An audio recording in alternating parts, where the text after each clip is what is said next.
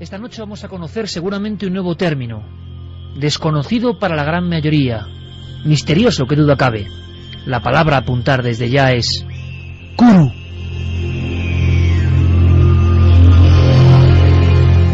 Kuru como maldición antigua, Kuru como afección de origen incierto y desconocido, Kuru como casi demonio maldito para algunas sociedades primitivas que viven o vivieron casi en la edad de la piedra.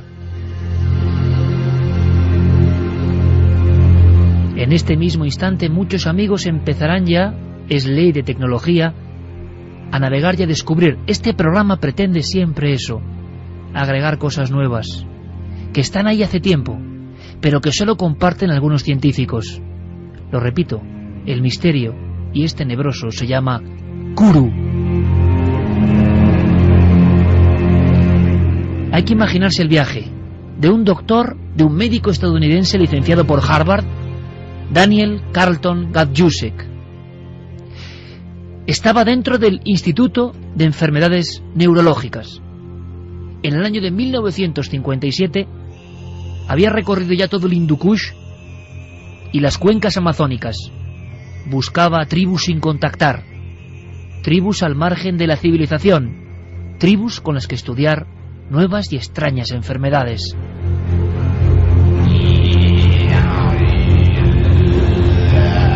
Y en el mes de septiembre de aquel año, 1957, un chivatazo de un antropólogo australiano le pone en antecedentes. En Papúa Nueva Guinea, una extraña epidemia está arrasando a la población de los foré. Una especie de maldición.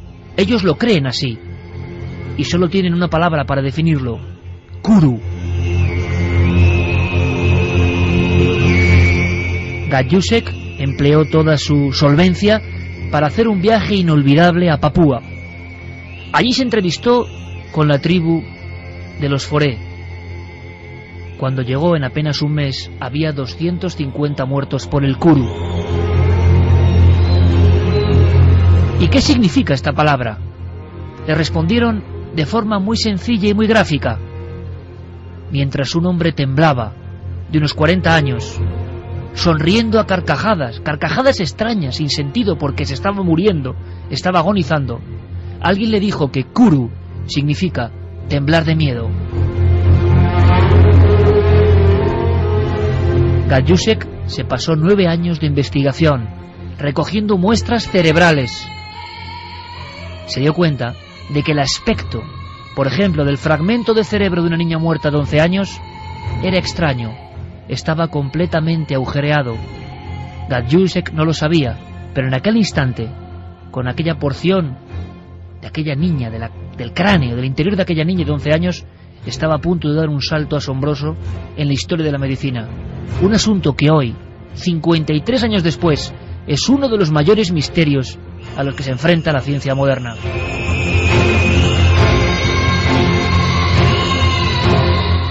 Gajusek vivió con la etnia de los foré.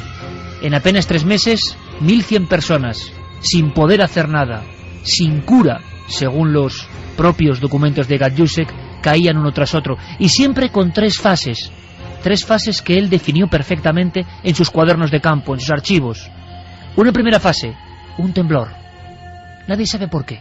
Se ponían a temblar como víctimas de una maldición zombie. A los 2 o 3 días, las carcajadas, los sonidos extraños. Prácticamente al mes, la incapacidad para deambular. Tenían que ser recluidos o fuera de las casas o en los camastros. Ahí empezaban las alucinaciones, casi siempre con un mismo motivo, según registró Gajusek: alucinaciones con demonios que entraban en su habitación. La tercera fase del mal del Kuru, según los apuntes de este científico que obtuvo el Premio Nobel de Medicina en 1976, dice lo siguiente: dificultad para deglutir, alucinaciones en estado de vigilia, aquello de soñar despierto se hacía realidad, y muerte entre convulsiones. Las 3 fases del Kuru convirtieron a Gajusek en una auténtica eminencia científica, pero su vida fue un misterio terrible hasta el final. Y eso os lo vamos a contar, entre otras muchas cosas, esta noche de viaje y de investigación.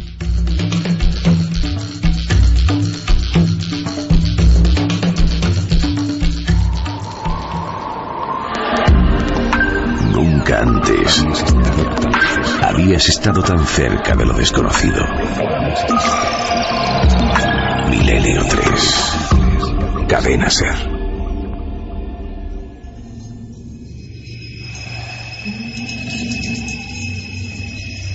Una y 13 minutos. ¿Estáis ahí? ¿Estáis ahí? Voces primitivas, voces ancestrales que hoy nos van a acompañar durante un fragmento, porque luego esto, amigos, no sabéis cómo se hila con problemas que tenemos ahora mismo. Recordad ese detalle, el cerebro horadado, el cerebro lleno de agujeros. Todo empieza con la investigación de este valiente, solo, trabajando en Papúa, ante la maldición del Kuru, que acabó prácticamente por exterminar aquella etnia. Carmen, buenas noches. Buenas madrugadas, Iker. Muchos datos. Y vamos a aprender cosas como enfermedades donde la gente tiene visiones en vigilia, donde las personas, aunque son rarísimas, no pueden dormir durante años. Términos que no son conocidos, repito, por el gran público. Y también, cómo no, toda la conspiración que hay a través de estas enfermedades absolutamente excepcionales, que se están investigando ahora mismo, que han causado muchas muertes y que es normal que fuesen vistas desde el punto de vista de la auténtica maldición primitiva, porque en los pueblos primitivos, yo os cuento el secreto, nace todo esto. Una encuesta, Carmen, esta noche, que no tiene que ver con el primer tema, pero es que lo que trae luego Santi es espectacular. Pues sí, tiene que ver con el 11S. Hemos hecho la pregunta de la encuesta, el debate de la semana en ikerjimenez.com. Ya puede votar todo el mundo que quiera. La pregunta es sencilla. 10 años después, ¿crees en la versión oficial sobre los atentados del 11S? Por el momento la gente lo tiene muy claro. No. Santiago Camacho, buenas noches. Buenas noches, Iker. Hoy un dossier muy especial sobre no una, sino varias conspiraciones sobre este asunto que iremos ahora desbrozando en nuestro dossier especial.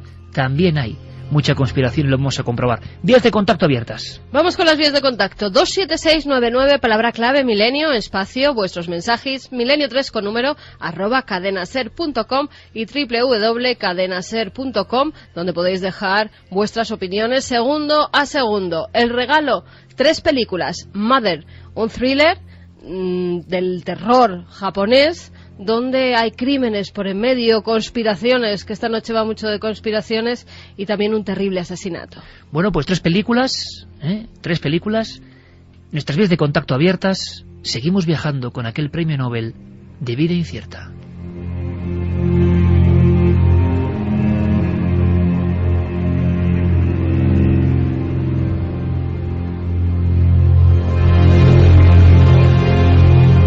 Estamos viendo al científico trabajando y con cierta impotencia. Habla de un virus lento.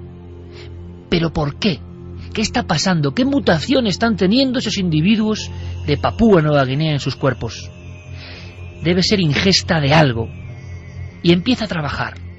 Gajdusek empieza a observar que entre la etnia foré, como digo, casi anclados en la edad de piedra, por lo menos en el Neolítico, hay una serie de ritos macabros, de creencias extrañas, que parece que potencian la extraña enfermedad del Kuru.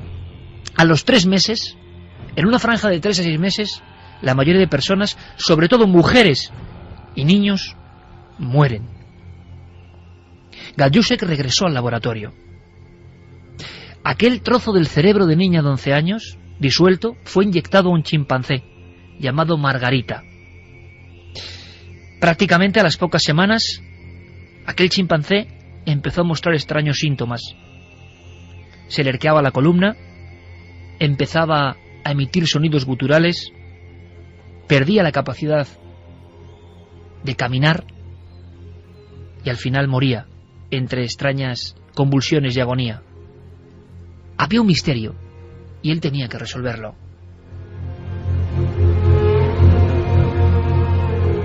No sabía Gajdusek que en aquel instante estaba trabajando, estaba casi tocando uno de los grandes enigmas de la ciencia, las enfermedades priónicas.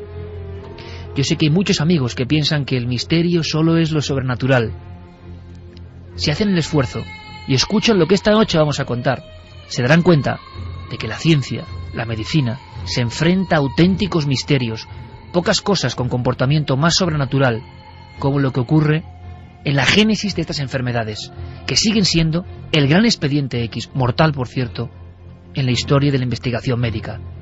Merece la pena conocerlo.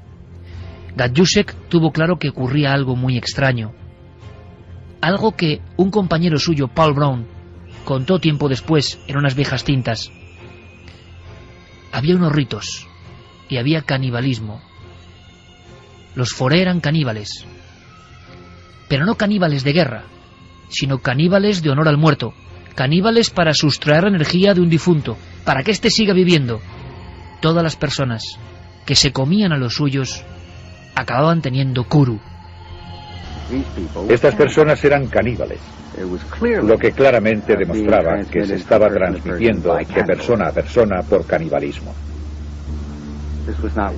Esto no era canibalismo de guerra, era canibalismo de amor. En el transcurso de la fiesta con ritual caníbal, cortaban el cuerpo en trozos y los hombres se reservaban las mejores partes, que según ellos eran los músculos. El resto del cuerpo, el cerebro, el páncreas, el hígado, el riñón y los intestinos, los comían las mujeres y los niños. Aún se dice que el kuru, además de temblar de miedo en su significado original en la tribu, se puede traducir como enfermedad o morir de risa, temblor y risa, una risa inconsciente, una risa que a veces intenta traducir los sueños recurrentes que acompañan a toda la fase hasta la muerte. Es una enfermedad que va degenerando el sistema nervioso central, que provoca unos sueños extraños, alarmantes, que a veces son lo último que dice la víctima, se refiere siempre a sus pesadillas, hasta que ya no puede ni beber, ni comer, ni hablar. Hemos hablado con científicos.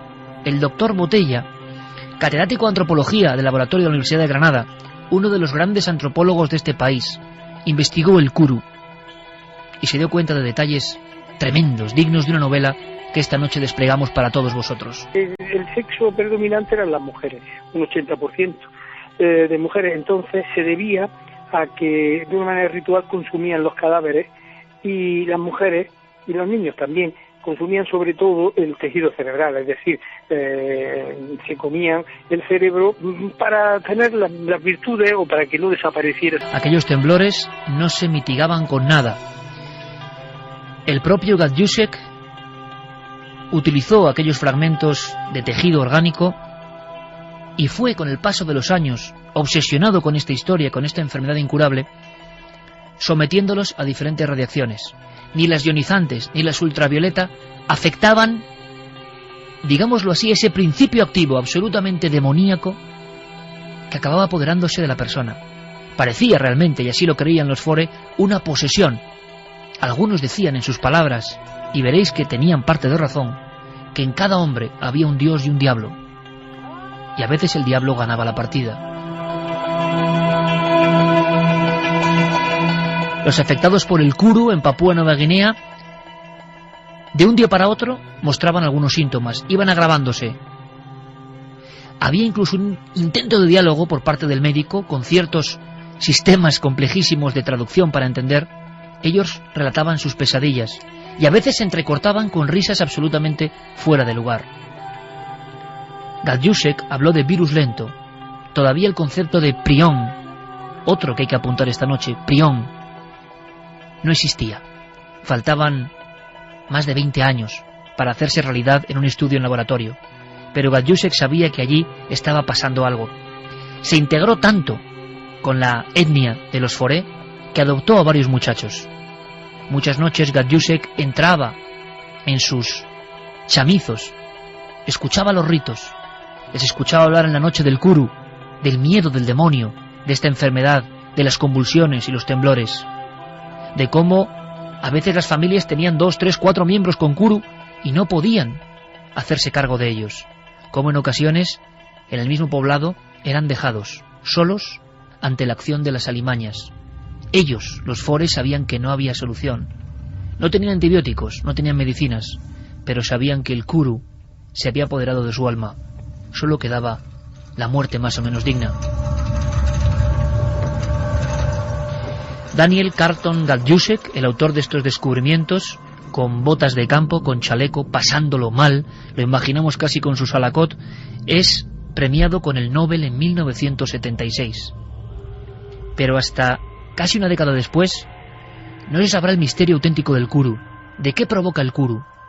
Las personas que se comían esos cerebros, los caníbales rituales, estaban suministrando a su cuerpo algo invisible que hacía que en su interior surgiese una mutación. Una auténtica mutación. Casi parecía algo sobrenatural. Gajdusek, a pesar de ser Nobel, siguió viajando a Nueva Guinea. Adoptó y apadrinó muchachos. 20 años después de ser galardonado, estalla el escándalo. Acusado de abusos sexuales. Acusado de pederastia. Condenado a la prisión. Nunca superó aquel golpe. Un hombre que había ayudado a los ejércitos de Estados Unidos investigando algunas extrañas fiebres hemorrágicas en los años 50. Un hombre que había alcanzado las más altas cotas de popularidad como investigador, un premio Nobel en la cárcel. A pesar de que cumplió apenas 1 año de prisión, nunca volvió a ser el mismo. Él intentó explicarse. Se dio, evidentemente, como culpable. En sus propios archivos y documentos donde registraba la enfermedad, contaba cómo en los ritos de iniciación era absolutamente normal que varios muchachos le masturbasen, o él a ellos, y que nosotros como occidentales no entendíamos absolutamente nada de lo que eran los ritos de paso, para ser aceptado por ellos, para conseguir los secretos que le llevarían al premio Nobel y al Kuru. Pero evidentemente en Occidente nadie lo entendió. Gajdusek murió solo y se retiró a un lugar bien extraño, Tromsø, en pleno círculo polártico prácticamente. En la noche eterna, el Nobel, con sus secretos, sus cuadernos, su contribución fundamental para la historia de la medicina, murió una noche sin ser recordado prácticamente por nadie. ¿Y por qué es importante la historia de este hombre y la historia del Kuru? Porque otro premio Nobel, del de 1997 en medicina, Prusner, descubrió que todo aquello que estaba pasando en aquella pequeña tribu condenada casi a la desaparición tenía que ver con los priones. Y es muy difícil explicar lo que sería un prión. Pero ¿verdad que habéis escuchado esa frase, esa palabra, ese término, relacionándolo por ejemplo con el mal de las vacas locas? Enfermedades de nombres casi incomprensibles, como Creutzfeldt-Jakob, cerebros convertidos en cavernas, enfermedades para las que hoy no hay ningún tipo de paliamiento, ningún tipo de cura.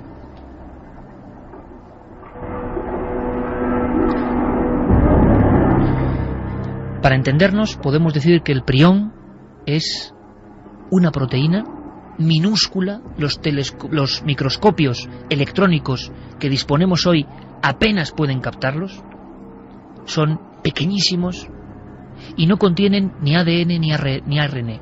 Están en el umbral de lo muerto, no están vivos, no son criaturas vivas, ni siquiera como los virus, que hay cierto debate.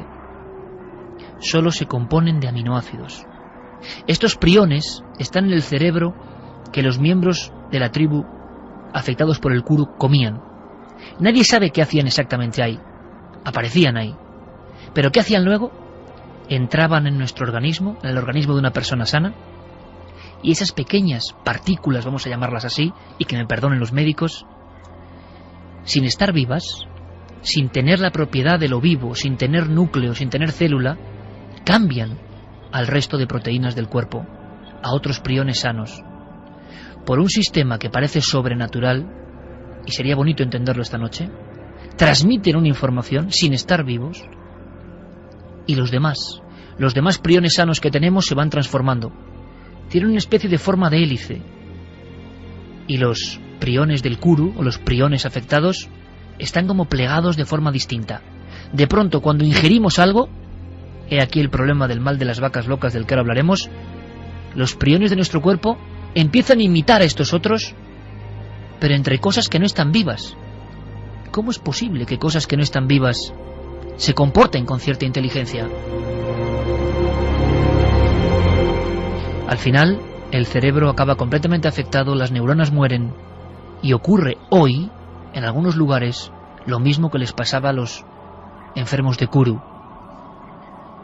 Justo Hernández es especialista en virología de la Universidad de La Laguna, una de las personas que más sabe de esto. Y al doctor Cabrera no hace falta presentarlo.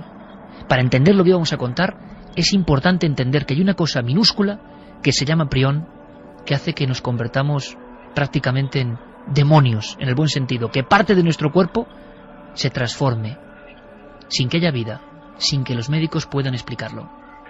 Es un gran misterio.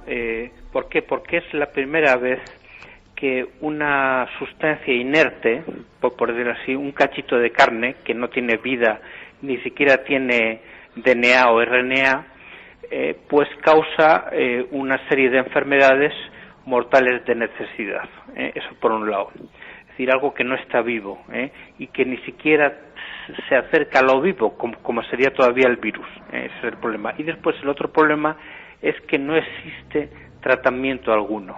Esas son las dos claves para ver que sí, estamos ante un misterio, sí. En la medicina actual hay muchos misterios, pero si hay uno importante, desde luego, para los neurólogos, son los priones.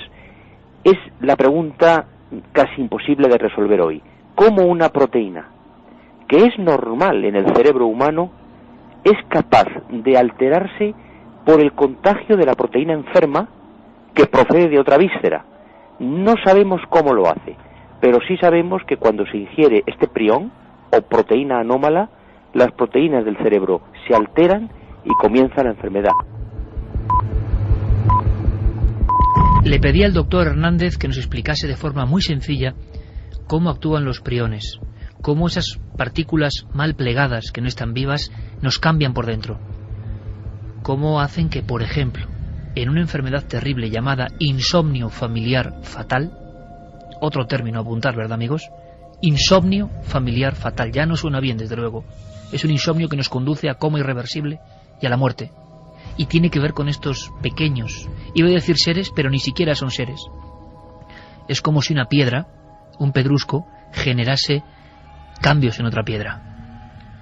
De ese nivel de misterio estamos hablando. Una cosa que no puede desarrollarse con individualidad, que no puede comportarse como los glóbulos, como nuestras células. Transmite una información y nadie sabe cómo ni por qué. No se puede ver. ¿Cómo puede ocurrir esto dentro de nuestro cuerpo? ¿Y cualquiera puede acabar con esto o no? Habrá que contar cosas. Le pedí al doctor Hernández, especialista en virología, que nos explicase para todos, para mí el primero, qué pasa en nuestro cuerpo cuando alguien, por ejemplo, accede a un trozo de cerebro de una víctima de un ritual. Estaréis pensando, claro, ¿quién se va a comer en Occidente un trozo de cerebro de una víctima de un ritual de la etnia foré de Papúa? Pero ¿y si en los piensos? ¿Y si en los piensos de las vacas, como ha ocurrido, hay un canibalismo involuntario, que es lo que pasó con esta misma enfermedad, que es prácticamente igual? ¿Hay un peligro? Doctor Hernández. Se explica, pues se explica difícilmente, efectivamente. La única cosa que sabemos es que todos tenemos en el cuerpo priones, pero resulta que también hay priones que son iguales a los que tenemos dentro, que tienen una alteración en su estructura, una alteración muy pequeña en su estructura, y entonces son capaces de transmitir información a los priones buenos, de tal forma que los convierten en malos. Y entonces al convertirlos en malos es como si los engañasen, y entonces los priones buenos se van transformando en años en priones malos, y eso va alterando la estructura del cerebro, hasta tal punto que llega un momento que el cerebro es una esponja, una especie de malla con la cual pues no podemos, claro, el enfermo pues fallece. Al final la investigación de aquel premio Nobel considerado pederasta es descubierta en 1986. El doctor Lugaresi de Bolonia tiene mucho que ver. Hay familias que tienen enteras esta patología. Por eso se llama insomnio familiar fatal. Lo que asombra es que, al igual que le pasaba a los afectados por el Kuru en aquellas chabolas perdidas en Guinea, los sueños, las alucinaciones, la irrupción repentina o el corte de lo que empieza a ser una fase de entrar en el sueño y que de repente salen con convulsiones, con sustos, y la imposibilidad, como si un duende maligno de alguna forma les dijera no vas a dormir, les conduce a la muerte. Es increíble que existan hoy estas enfermedades priónicas y que no sepamos casi nada de ellas. Los casos, Carmen, comienzan en Italia y son realmente dignos de una película de terror. Sí, los casos además comienzan en una familia italiana de un pueblecito muy cerca de Venecia, una familia pudiente. Llegan hasta la familia de Ignacio Reuter. Estaba casado con uno de los descendientes de Giacomo. Giacomo fue un próspero comerciante que vivió en la Venecia del siglo XVIII, principios del siglo XIX. Giacomo tiene 3 hijos, esos 3 hijos tienen a su vez más hijos y empiezan a ver que en la familia hay muertes muy extrañas. La primera de ellas es la de Giacomo. Giacomo fallece a los 45 años, además acaba recluido en una especie de hospital psiquiátrico de una de las islas de Venecia, donde acababa recluida la gente pues, que eran o dementes o que no sabían muy bien qué enfermedades tenían, y a raíz de ahí empiezan las muertes en la familia. Hasta 30 muertes en el siglo XX de la misma familia Iker. En ninguno de los casos se sabía por qué, hasta que Ignacio Reuter, que es un médico, y su mujer, descendiente de Giacomo, empiezan a investigar, porque ven que hay cosas muy raras. Han muerto, en circunstancias muy extrañas, 2 tías de la mujer de Ignacio. Ignacio cuenta cómo es cuando llega una de esas tías a pedirle ayuda porque hace ya muchas semanas que no duerme. Se quejaba de vértigo y perdía el equilibrio al caminar. En esa época nunca se me hubiese ocurrido pensar que podría ser una enfermedad neurológica tan terrible. 8 años más tarde, la hermana de esta mujer comienza a tener los mismos síntomas. No puede hablar, no puede caminar, los miembros empiezan a tener espasmos y creen que la enfermedad es la misma. Pero es en 1983 cuando por fin empiezan a estudiar qué puede ocurrir con estas personas. Tienen las pupilas contraídas, tienen impotencia sexual, sudoración excesiva, pérdida de equilibrio, pérdida de habla, dejan de caminar, no pueden coordinar los movimientos. Y empieza el estudio con uno de los miembros de esa familia, un varón de 45 años. En 1983 vi los primeros síntomas de la enfermedad en un hermano más joven de las 2 hermanas que ya habían fallecido. Transpiraba mucho y decía que dormía muy poco, entonces le di sedantes, pero solo empeoraban el cuadro que tenía. Este hombre se llama Silvano, sabe perfectamente que el final va a ser el mismo que el de sus hermanas, la muerte, y por ello decide darse a la ciencia.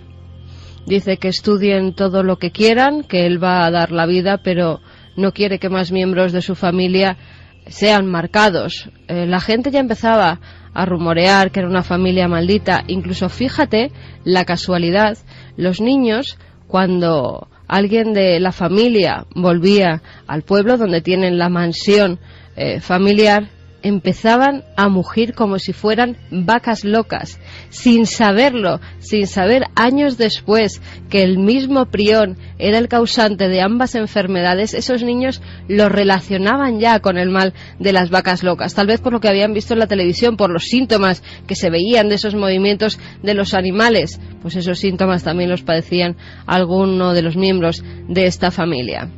Ignacio Reuter es la persona que estamos escuchando, él es el presidente de la Asociación de Insomnio Familiar Fatal, y él empieza a investigar en los archivos familiares y se encuentra con casos tremendamente interesantes. Los registros demuestran que algunos murieron jóvenes. Se decía que por depresión o causas misteriosas, pero nunca se hizo una conexión entre esas muertes.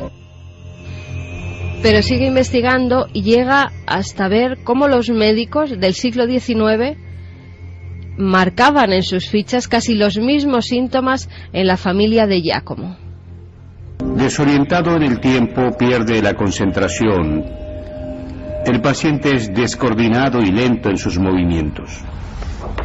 La razón por la cual esta enfermedad avanza a través de las generaciones sin llegar a ser percibida es un misterio histórico. Llega un momento en el que ya no puede estudiar más. Él es un médico normal y corriente, su mujer es enfermera y quiere conocer si su mujer también va a sufrir esas consecuencias y va a morir con tan terribles dolores como padecían, espasmos y con un peso casi ínfimo. Una de las tías llegó a pesar 29 kilos, estaba como muerta en vida. Y se ponen en contacto con Elio Lugaresi. Él es profesor de neurología de la Universidad de Bolonia. Cuentan el caso de Silvano, de ese hombre que va a morir.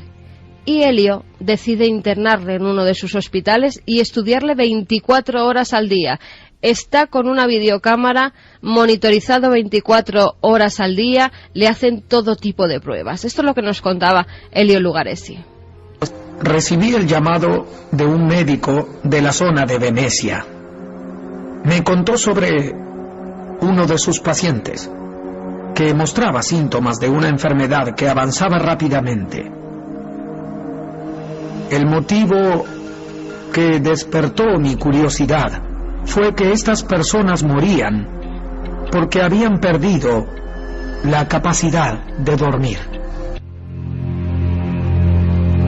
Pues era tan simple como eso. Morían de agotamiento. Y en morían estas porque no podían dormir. de Lugaresi, que es el descubridor, el hombre que le ha puesto nombre a la enfermedad y que le ha lanzado, digámoslo así, a los compendios médicos, lo apasionante y lo increíble es que cuando vemos las filmaciones de Lugaresi, estos hombres todavía ni dormidos ni despiertos, no dormidos nunca en las fases del sueño, empiezan a moverse. Eso da bastante miedo, sinceramente. La típica imagen de la videocámara, a veces con visión nocturna, el intento de que duerman. ¿Y qué pasa en ese hombre? Que no duermen, nunca llegan a dormir, el cerebro no descansa, no hace las fases del sueño y se ve como ese hombre sistemáticamente comienza a peinarse. Puede estar durante horas haciendo ese movimiento de peinarse. En el caso de Silvano, que es el que más grabaciones tiene, se veía como incluso parecía arreglarse, abrocharse soñando, la claro, camisa, en una especie de sueño. En una especie de sueño, de alucinación. Además, se decía que este era un hombre pues con un físico que atraía mucho a las mujeres, que estaba continuamente de fiesta y parecía rememorar cómo se vestía, cómo se peinaba para ir a esas fiestas. Incluso siempre llevaba un pañuelo en el bolsillo de su traje y ahora, como no se podía vestir con trajes, pues lo llevaba siempre en el bolsillo de su pijama. Lo doblaba continuamente, lo metía ahí y hacía siempre los mismos movimientos. Empiezan a estudiar el cerebro de Silvano, el cual fallece a los 8 meses de sueño, porque su cerebro ya no descansaba, y se dan cuenta de cosas muy interesantes que hay en las fases de esos sueños y por qué Silvano no lograba descansar. Este paciente nunca experimentó sueño profundo, que es el tipo de sueño que permite renovarnos. Sus párpados se le caían demostrando su necesidad de dormir. Pero bueno, no dormía. El cerebro contiene miles de millones de neuronas. Demanda una gran suma de energía y necesita del sueño porque la parte más importante del cerebro, la parte central superior, la corteza cerebral, trabaja muy duro mientras estamos despiertos. Y la única oportunidad que tiene el cerebro para desconectarse o descansar es cuando dormimos. Por cierto que 1:43, ¿habéis tenido problemas con el sueño? ¿Habéis tenido episodios de insomnio prolongado? No a estos niveles, claro, pero desde luego dicen que es una de las enfermedades con las que más se sufre y que no lo entienden quienes no lo viven habitualmente. En un momento dado, Elio Lugaresi decide enviar el cerebro de Silvano a Pierluigi Gambetti. Es un neuropatólogo de la Universidad de Cleveland.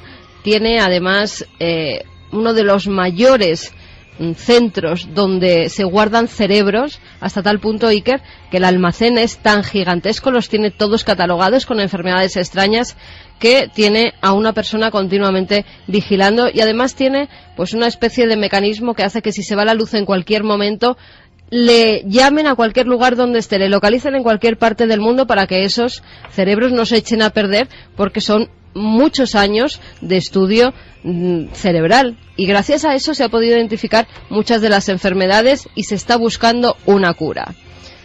Él encuentra dónde está el problema de Silvano. Se creía que era en una parte concreta del cerebro, pero se da cuenta de que no, que es una parte llamada tálamo. Se examinó el tallo cerebral con muchísimo cuidado. Sin embargo, no detectamos ninguna lesión. En cambio, en ese cerebro sí se pusieron de manifiesto graves lesiones en la zona del tálamo. Hoy por hoy, Iker, no hay una cura. No se sabe todavía cómo curar el insomnio familiar fatal. Esta familia es una de las que más miembros tiene en Italia. Hay unos 30 casos en todo el mundo. 25 de ellos hoy en día se dan en esta familia. Por lo menos 25 personas de esta familia tienen ese gen. Ese gen que no sabemos si en un momento determinado va a saltar y va a provocar que en menos de 15 meses esa persona muera. Enfermedad priónica como la de las vacas locas, como el kuru. En el caso del kuru, casi todos, repetimos, soñaban con sus miedos más ancestrales, y Gajdusek encontró testimonios de personas que hablaban con las entidades del más allá, con las criaturas que moran al otro lado, que se presentaban de improviso. Hay constancia de esos diálogos entre alguien con este insomnio, con estos síntomas, y su alucinación que respondía. Pero hay que saber más. Por ejemplo, hay gente en nuestro país que tiene insomnio familiar fatal, condenados a esta terrible enfermedad, misteriosa todavía para la ciencia, porque son los priones, repetimos, los que se apoderan del cerebro, los que prácticamente destruyen el cerebro hasta horadarlo. Escuchamos al doctor Botella. El insomnio familiar fatal es una enfermedad producida por priones también, en el que el sujeto de pronto, se produce entre los 50 y 60 años de edad, de pronto el sujeto no se duerme. El sujeto no duerme, queda agotado. Cuando se agota tiene alucinaciones y no llega a tener ese sueño reparador, esa fase REM, con lo cual se va agotando, se agota, al mismo tiempo va teniendo temblores, va perdiendo capacidad incluso de tragar y finalmente muere.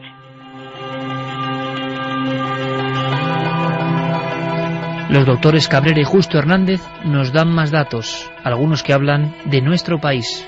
Y cuando no se concilia el sueño, el individuo se muere, es decir, no se puede vivir sin dormir.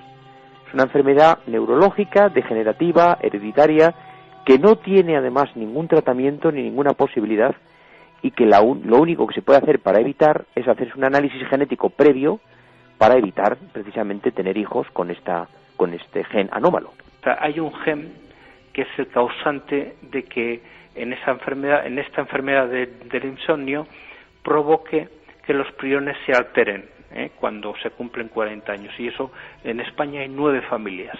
Entonces el problema es que efectivamente el insomnio es intratable y como no pueden dormir en un año, pues fallecen. Son cuestiones realmente inquietantes, creo yo. En ese mundo de las enfermedades raras, 9 familias en nuestro país, la mayoría curiosamente del País Vasco, que sufren de insomnio familiar fatal, que es una condena terrible, y si alguno nos está escuchando, le mandamos todo el ánimo y el deseo de que la ciencia se aproxime a algún tipo de cura o de conocimiento. De momento es verdad, suena duro decirlo, pero es incurable. El insomnio familiar fatal que hace que uno sueñe en vida, que es uno de esos misterios como de la literatura. Lo que no es literatura es que de repente, en los años 90, en todo el mundo, sobre todo en el Reino Unido, nos llegan unas imágenes que seguro que a Gajdusek le recordaron las contorsiones, los temblores del kuru o temblar de miedo. En el fondo era lo mismo. Los priones de repente habían llegado al mundo animal. Lo inquietante, lo asombroso, lo terrorífico es que del mundo animal estaban pasando a la cadena alimentaria. Y personas muy alejadas de estas terribles condenas, de este misterio científico, estaban viéndose afectados simplemente por consumir carne. Es el mal de las vacas locas. Políticos, médicos, ministros, hablando con alarma y siempre para que no cunda el pánico. Ahora le vamos a preguntar a Santi si 15 años después de estas historias, en el mundo de la conspiración, se sigue pensando que no se ha contado toda la verdad en torno a este mal. ¿Por qué hay enfermedades de este tipo que de pronto causan alarma mundial y luego ya nadie sabe nada? No pasa de una vez ni dos, ¿verdad? Se nos oculta información. Por lo tanto, lo que tiene son alucinaciones más que pesadillas. Son alucinaciones, ve cosas extrañas, se sobresalta, aumenta el ritmo cardíaco, aumenta la presión sanguínea. Realmente es un terrible sufrimiento y es una enfermedad tremenda. Sí.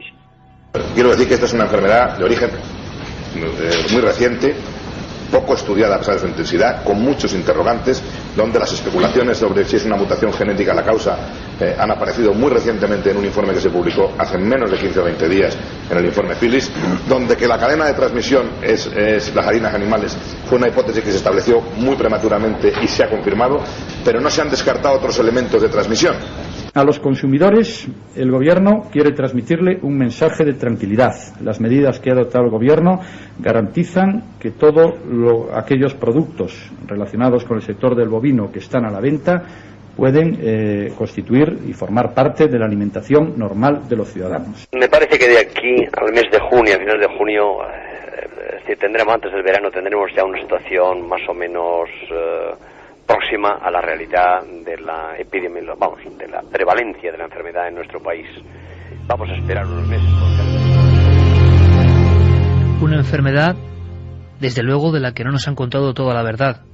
Cuentan los especialistas, como el doctor Escudero, buen amigo de este programa, del Instituto de Fisiología del Sueño, Universidad de Sevilla, que hay diferentes fases del sueño. Por eso pasamos todas las noches. Una primera fase REM, la famosa, donde hay mucha actividad cerebral. Creemos estar dormidos, pero no lo estamos. Nuestro cerebro está captando información. Y de alguna forma en esa fase se quedaban las víctimas de las enfermedades priónicas, sin poder relajarse, sin poder dormir, pero sí con alucinaciones y con movimientos oculares rápidos. Luego hay 4 fases. Una de adormecimiento, donde pueden empezar también alucinaciones más fuertes y sueños. Una segunda fase que se llama sueño ligero, que va fluctuando. Pueden entrar en una fase más profunda o salirse de ella. Es cuando despertamos y parece que caemos por un pozo de vértigo. Una tercera fase que es transición, el sueño definitivo y profundo, que es lo más largo y donde no hay sueño, pero hay descanso. El sueño delta. Bueno, pues las enfermedades priónicas habitualmente omiten el sueño delta y acaban degradando hasta la muerte, no solo a las vacas, sino a los hombres. Pero esas imágenes, ¿verdad?, de las vacas temblando, de las vacas con convulsiones, de los ojos casi en blanco. ¿Qué estaba pasando? ¿Qué estaba ocurriendo? ¿Qué datos tenemos que saber? Algunos muy oscuros, y Santi va a ahondar en ello. El doctor Cabrera apuntilla, como siempre, de una forma precisa. En el cuadro, en el síndrome de las vacas locas, hay muchas cosas oscuras y hay otras que están claras. La más oscura probablemente es que el ser humano se ha dejado engañar por la ambición, y entonces hay una venganza de la naturaleza hacia nosotros. ¿Cómo podemos alimentar al ganado con pienso hecho con harinas animales? Es decir, un ganado herbívoro tiene que comer hierba, o pienso hecho con hierba. Por lo tanto, aquí hay el ejemplo típico de lo que es la venganza de la naturaleza sobre el hombre. ¿Os dais cuenta, amigos? El hombre cambia la naturaleza. Los herbívoros empiezan a comerse a los suyos, cerebros, bazos incluidos en esos piensos, y ocurre lo mismo que pasaba con el canibalismo en el año 57 del Kuru. Así podemos entenderlo mejor. Comiéndose a su propia especie, es como si algo de dentro de la especie se rebelase, como si algo demoníaco, sinceramente, se despertase dentro de la criatura que ha ingerido a otro. Un apunte más, Justo Hernández. Para ahorrar, utilizaron piensos que eran residuos de vacas muertas, huesos machacados, carne machacada, y ahí estaba el problema, efectivamente. Que no llegaron a pensar nunca que eso podía ser una causa, más que no llegaron a pensar que podía ser tan grave ese uso de piensos.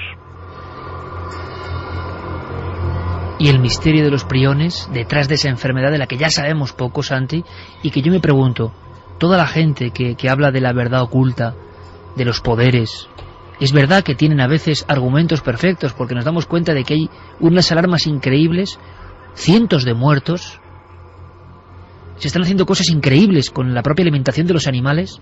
¿Qué pasa a nosotros? La gente moría con síntomas como los del Kuru en el Reino Unido en los años 90, con los mismos síntomas de insomnio, de convulsiones, por haber ingerido un simple filete, porque había habido un canibalismo involuntario. ¿Qué se dice tanto tiempo después, Santi? Abrimos este dossier. Se dice que hay una auténtica conspiración de silencio porque obviamente las consecuencias a nivel de pánico real, estamos hablando de un enemigo formidable e invisible, y sobre todo de alteraciones en industrias ganaderas de países enteros. Bien afectada resultó la británica en el brote de los años 90, pues hacen que se sea sumamente discreto en todas estas materias. Efectivamente, todo empezó con los llamados suplementos proteínicos para el pienso de las vacas. ¿Y a quién se le ocurre? Estamos pensando ahora, ¿no? Sí, además el proceso... Vaca convertida en caníbal. Sí, el proceso era absolutamente de película gore.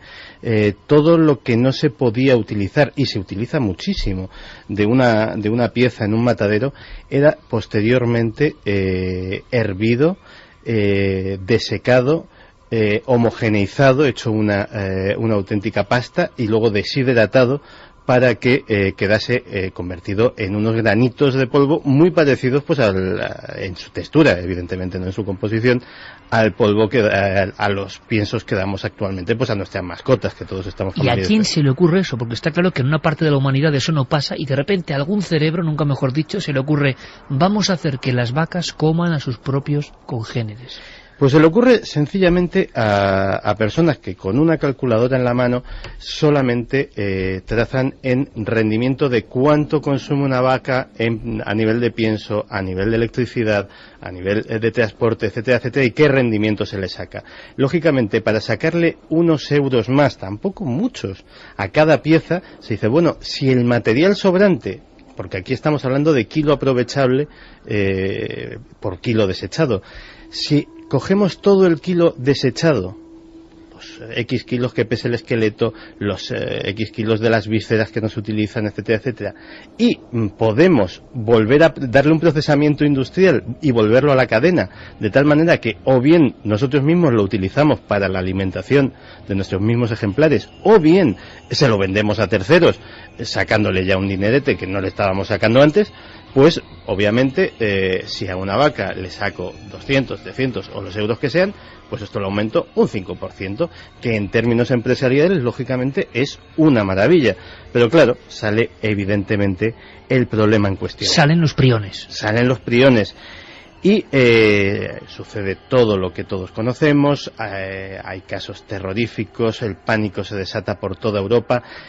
En los años 90 es el brote británico, pero a principios de la década de los 2000 hay un segundo brote en Estados Unidos que nadie se lo esperaba porque ya había... A pesar de todas las normas y de la alarma, los priones se cuelan. Efectivamente, había normas internacionales, o al menos normas que afectaban sobre todo a la Unión Europea, con lo cual el foco de contagio no podía haber salido de allí, y se suponía que en la industria cárnica estadounidense se estaban respetando más o menos las normas. Y entonces, pues una vez controlados los brotes de Creutzfeldt-Jakob, de la enfermedad de las vacas locas, todo el mundo descansamos tranquilos, nos quedamos absolutamente en paz y pensamos que esto no nos puede suceder. Pero sí nos puede suceder y lo contaremos. Eso, ¿y tú te imaginas a los priones convertidos en arma de guerra? Pues también hay quien piensa en ello.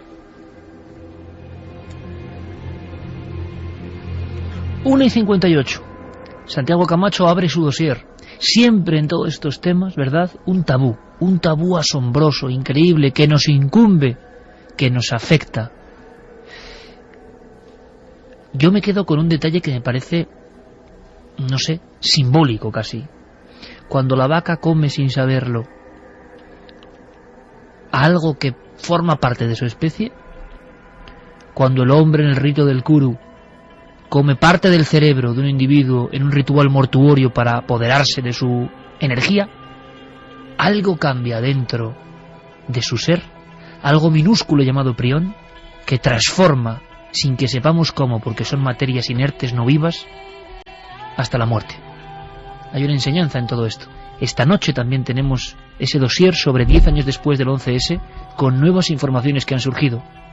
Tenemos túnel del tiempo formidable y muchas más cosas. Ahora a la vuelta, después de las noticias. 2:06. Aquí continuamos, amigos. Y ahora escuchamos, por supuesto, vuestras opiniones. La maldición del Kuru, una maldición que se prolonga en el tiempo. Fuera el debate. Decía Carmen, decías, ¿verdad? Y la gente con insomnio familiar fatal, que no se ha comido ningún cerebro, que no ha canibalizado a nadie, ¿por qué? ¿Por qué los priones se comportan de esa forma? No lo sabemos. ¿Son muestra de una forma de vida diferente a la vida que conocemos? Ahí fuera yo escenificaba, y me le preguntaba a Santiago Camacho, ¿comprenderán nuestros amigos y amigas la fuerza y el misterio que es que algo inerte cambie, y cambie a los demás, lo que significa? Golpeaba la columna que hay en el pasillo de la serie y yo decía ahora mismo, es como si esta columna cambiase en su estructura por dentro de repente, sin vida, y como si de pronto todas las formas de esta planta se convirtieran en columnas. Pues algo así pasa dentro de nuestro cuerpo y los científicos no saben por qué, y eso deja el cerebro en un estado terrible, algo tan microscópico que viene del mundo ritual. ¿Quién sabe, Santiago Camacho, amigo, que nos hacíamos preguntas ahí fuera, si esto viene del principio del tiempo? Esto es un poco como Caín y Abel, ¿no? Si esto viene de alguna batalla antiquísima donde surgen los primeros priones malignos, en los primeros acontecimientos de muertes rituales y canibalización del otro. Lo que sabemos hoy, lo que los científicos que trabajan con esto, como Justo Hernández de la Universidad de La Laguna, otro de esos científicos, hoy todos son científicos en el programa,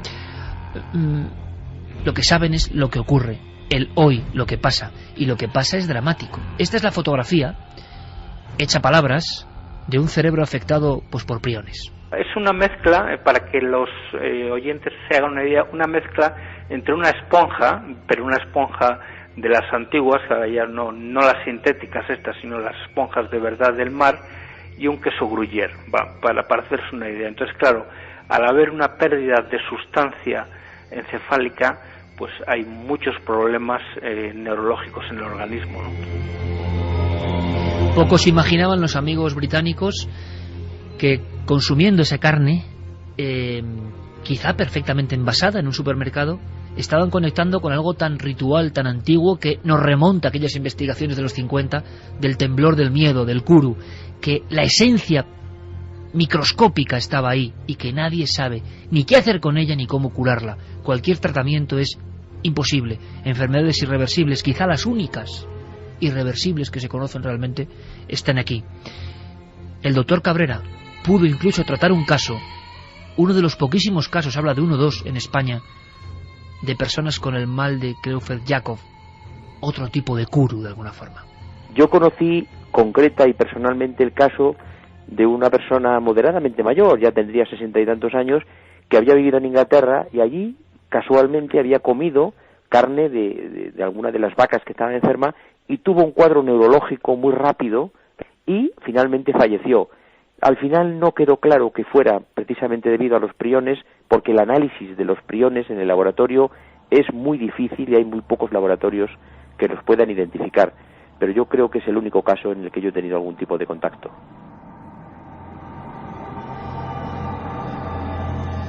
El prión maligno como un gancho extraño, como una especie de, dicen los expertos, de láminas beta, como una especie de anzuelo que hace que los demás se comporten igual. Nadie sabe por qué. Santi, sigue el dossier, continúa el dossier, lo que hoy dicen los expertos de la conspiración y no de la conspiración. Estamos viendo a científicos, escuchándoles que hablan de la oscuridad en torno a todo esto. Hablabas de una cadena increíble que por ahorrarse unos euros, ¿cuántas veces ha pasado esto en la historia de la humanidad y en este país, no? También, por ahorrarse algo, lanzan a la cadena del consumo alimenticio, pasando los controles, una maldición como la de este Kuru, mal de las vacas locas, Creutzfeldt-Jakob, insomnio fenéle fatal, las enfermedades priónicas. Les dan vía libre de alguna forma. Hubo unas normas muy fuertes, pero yo no sé si eso evita que esto vuelva a ocurrir. Claro, ahí es donde entra la conspiración de silencio de la que te hablaba antes. Porque volvemos a lo que decíamos antes.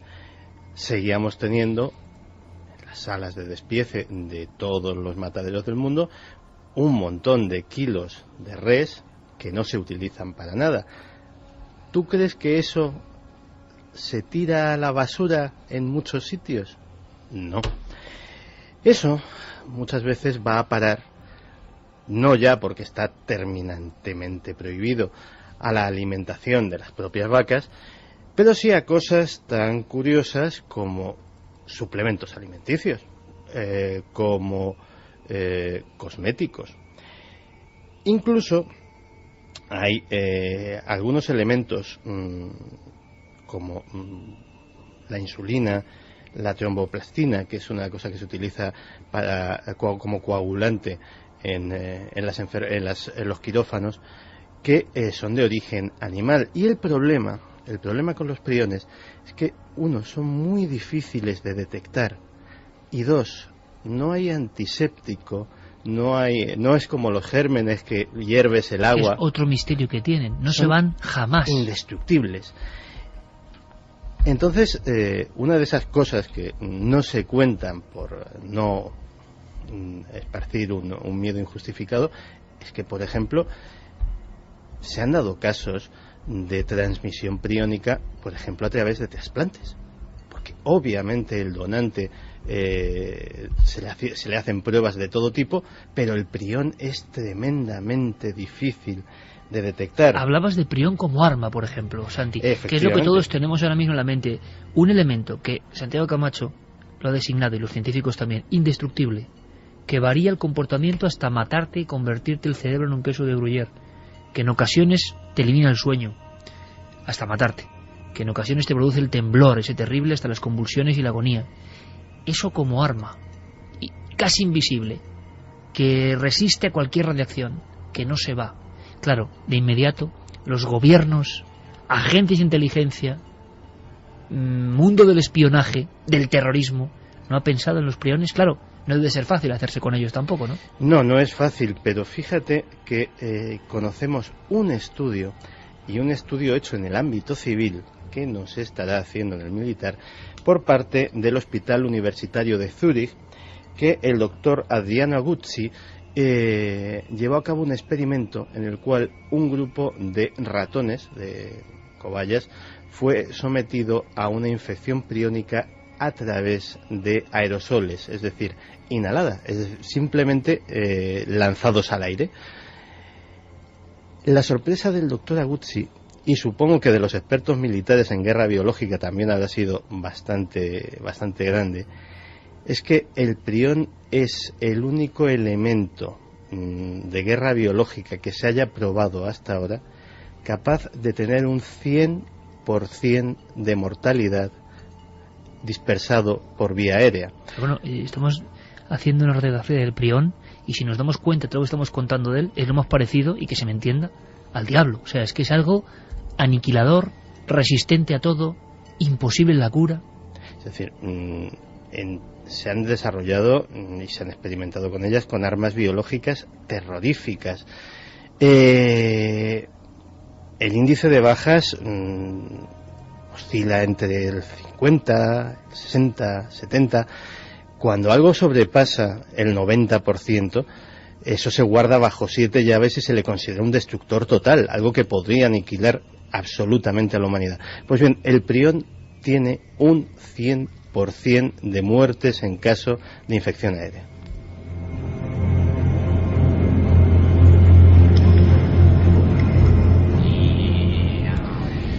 Con dos, muy entre comillas, ventajas en el ámbito militar.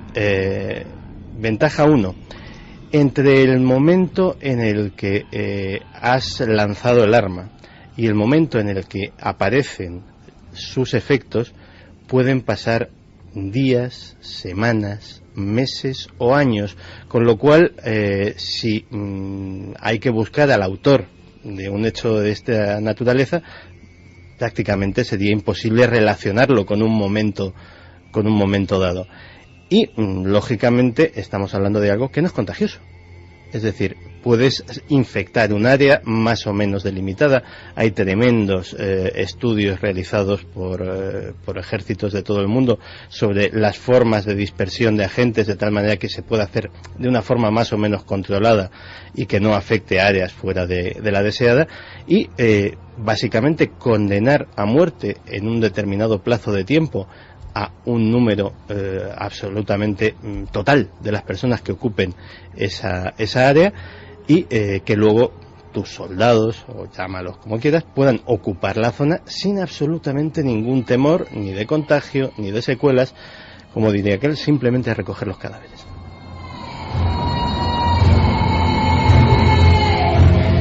Hoy en día, en el 2011, el Kuru parece extinguido. Las noticias de hoy, precisamente hoy, nos hablan de otras cosas que tienen que ver con el canibalismo. Carmen. Nos hablan de cráneos humanos usados como vajilla. Un estudio de arqueólogos ha visto en el Museo Natural de Londres, analizando varios cráneos que han sido descubiertos en la cueva Gow, en Somerset. Han descubierto que aparte de aniquilar a sus enemigos, se comían a estos, y no solamente eso, sino que con sus cráneos hacían un tipo de ritual en el que sacaban las partes blandas. Esas partes blandas, el cerebro muchas veces también era ingerido, y con el cráneo hacían como una especie de tazas, de vasos, donde bebían, no sabemos si la sangre de los enemigos o qué, pero sí que es cierto que manipulaban esos cráneos en un ritual extraño. Han llegado a esa conclusión después de canibalizar a sus propios compañeros. Los tazones de la muerte.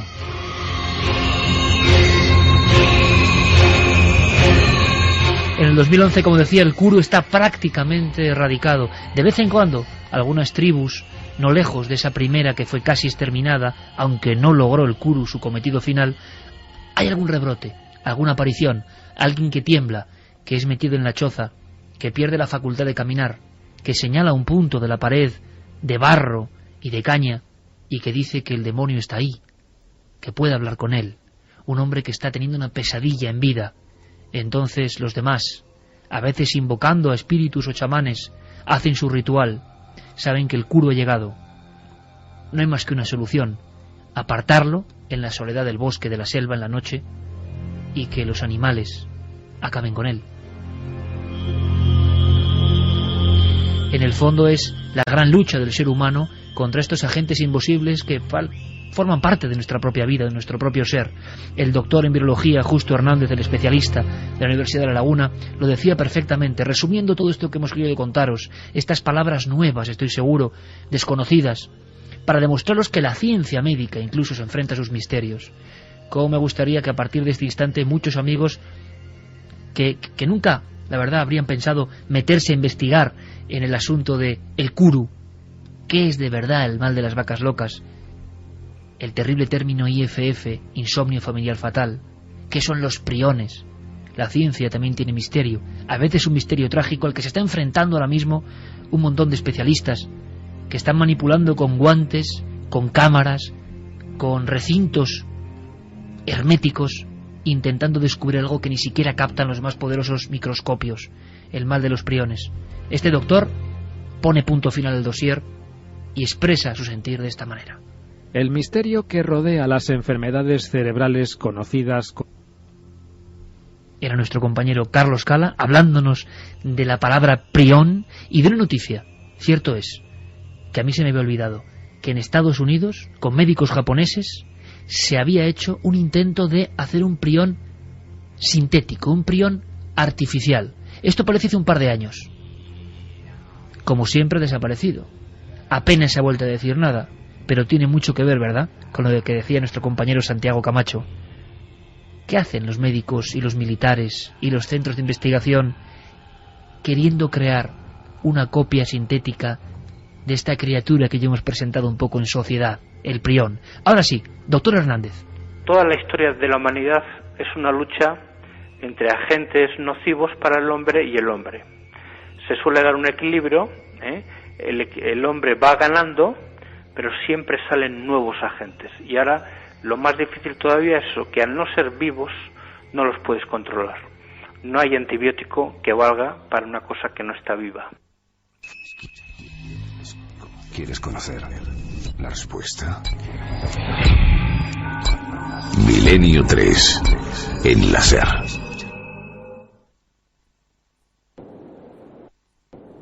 Vamos con los mensajes. Vamos a repetir las vías de contacto. Iker 27699, palabra clave milenio, espacio, vuestros mensajes, www.cadenaser.com y también milenio3 con número @cadenaser.com. Esta noche sorteamos Mother, 3 DVDs de esta película del terror japonés que nos ha enviado Media3. Muchas gracias, porque lo sortearemos entre todos los que nos hagan llegar su opinión, sus preguntas. Y una encuesta, ¿verdad? Sí, tenemos también la encuesta en ikerjimenez.com, que será uno de los temas que tratemos después. La pregunta es, 10 años después, ¿crees en la versión oficial sobre los atentados del 11S? No. Un 78,4%. 78,4%, Santi.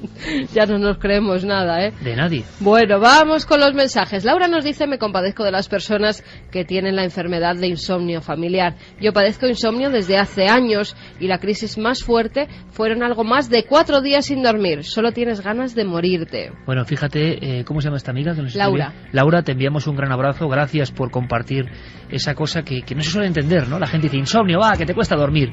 Es una enfermedad que cuando se apodera de uno debe ser terrible. Nuestro abrazo, y ojalá lo hayas superado y te veas libre un poco de todo eso, ¿no? Pero tiene que ser tremendo. Han hecho estudios manteniendo a personas sin dormir para ver cuál era el límite al que podían llegar antes de que empezaran a sufrir enfermedades graves, y se ve que a partir del segundo día sin dormir absolutamente nada empiezan ya a tener alucinaciones, no empiezan a coordinar bien sus movimientos, falta de apetito, al final falta de habla, y dura más o menos, sí, que hasta que ya por fin tienen que dejarlos descansar, menos de una semana. Rafita desde Pinto nos decía: el ser humano acabará consigo mismo, todo por su egoísmo y egocentrismo. César Martínez nos dice: hola a todos, no es la mejor noticia para poder contar, pero yo tenía un amigo que murió en León por la enfermedad de las vacas locas. Él y su madre, creo que fueron los 2 únicos casos en España. Me contaba el doctor Hernández y el doctor Cabrera que había un par de casos en España, y este amigo los conoció en León. Sí, en León. Madre mía, madre mía. Juanma nos dice: una vez cuando trabajaba en Inglaterra de inspector veterinario, un granjero me enseñó un libro de ganadería de 1912, en donde decía: no le deis más carne a las vacas, pues estas se vuelven locas. Eso en 1912. 1912. Y lo dice un veterinario que ha estado en Reino Unido. Esta audiencia, yo tengo que decirlo, es que es una... Dice la historia que mucho antes de las vacas locas estaba el escapie, ¿no? Una especie de enfermedad que afectaba a ovejas y cabras. Bueno, con los mismos síntomas, siglo XVIII. Sí, se me había olvidado comentar una cosa muy alarmante. En Estados Unidos se están empezando a detectar casos de Creutzfeldt-Jakob entre ciervos y alces, animales que no tienen ninguna, están salvajes y no tienen ninguna práctica caníbal. Se cree que es porque en su deambular merodean por vertederos, merodean por sitios, por muladares, etcétera, etcétera, y pueden infectarse. Alejandro desde Pontevedra nos dice: a propósito del tema tan interesante que están tratando en el día de hoy, me deja algo preocupado. Hace 1 año y medio que falleció mi madre, y desde aquel entonces que suelo soñar con ella con mucha frecuencia, prácticamente a diario. Ello me hace despertarme con una tristeza muy grande, razón por la cual no tengo un adecuado descanso. ¿Este síntoma tiene alguna relación con lo que se está disertando? En absoluto. Ninguna. Tranquilidad total, amigo. Los sueños, además, después de una pérdida como de una madre, frecuente. son absolutamente normales. Y lo irá superando. Hay que pasar el tiempo de duelo, que es lo que llaman los especialistas, para que esos sueños pues vayan haciéndose cada vez más lejanos. Y además no es malo soñar con esos familiares queridos. Lo dicen todos los especialistas. Hay que pasar el duelo y de alguna forma siguen presentes, pero no para angustiar tu vida, porque ellos desde luego no lo querrían así. María Eva Villanueva desde Las Matas, en Madrid, nos dice: buenas noches, milenarios. Ya lo creo que un gran misterio lo de los priones. Mi padre padece Parkinson, e interesándome por el tema he leído algunas cosas sobre la demencia. Creemos que ya está todo hecho, pero ni de broma. Hay un diagnóstico que es demencia no especificada, sencilla en descripción.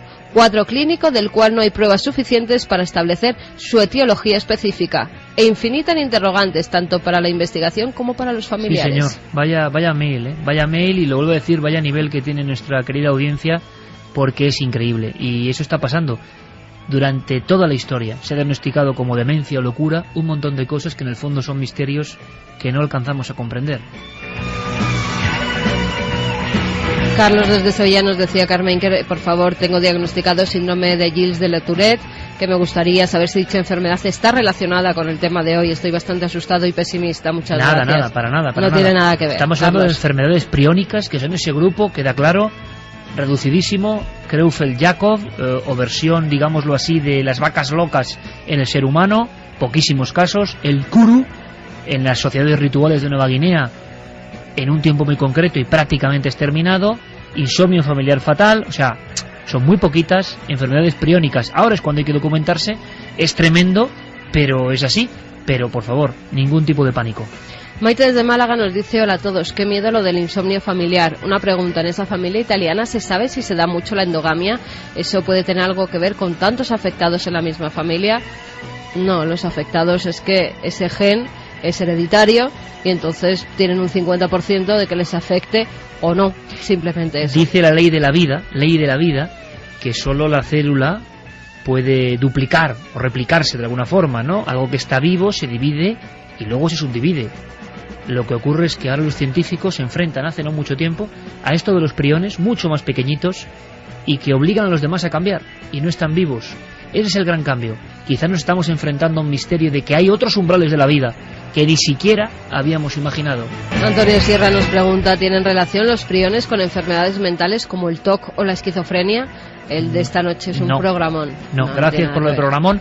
¿Y sabéis por qué os lo agradezco? Porque muchas veces ocurre, ¿no? Nuestra misión como periodistas, este tema del Kuru, yo lo había descubierto, ¿verdad?, en verano sobre todo. Ya muchos amigos son como de la gran familia, me conocen, mis obsesiones y mis locuras parecidas al Kuru en alguna ocasión. Y entonces, claro, yo estaba investigando, lo tenía aparcado, digo, yo creo que esto de contarlo a la gente para que ellos investiguen y nos cuenten cosas. La motivación de este programa, con temas que pueden parecer difíciles, es aprender. Y si esto no es misterio, si lo que estamos hablando no es misterio, así que gracias.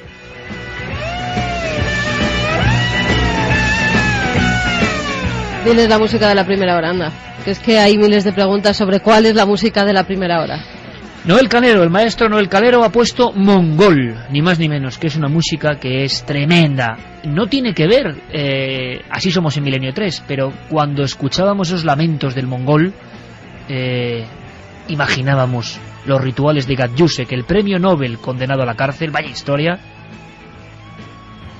y imaginábamos los gritos de los afectados por el Kuru. Pero ha sido un tema sórdido, ahí lo dejamos. Esto es Milenio 3 y aportamos cosas nuevas. Fermín Agustí, Carlos Largo, Noel Calero, Coque Peinado, todo el equipo. Ahora cambiamos el tercio. Chicos, os va a emocionar este túnel del tiempo, os lo digo, os lo digo, a la gente veterana se le van a poner los pelos como escarpias. Estoy llamando veteranos. Bueno, he dicho a la gente veterana, no a nosotros. Túnel del tiempo, Noel. Alternativa 3 era un episodio más, un capítulo de una serie de mucho prestigio en Inglaterra que se llamaba Informe Científico. Medianoche. Que ya las pantallas de televisión están reflejando un punto luminoso. Las psicofonías son grabaciones paranormales en cinta magnetofónica.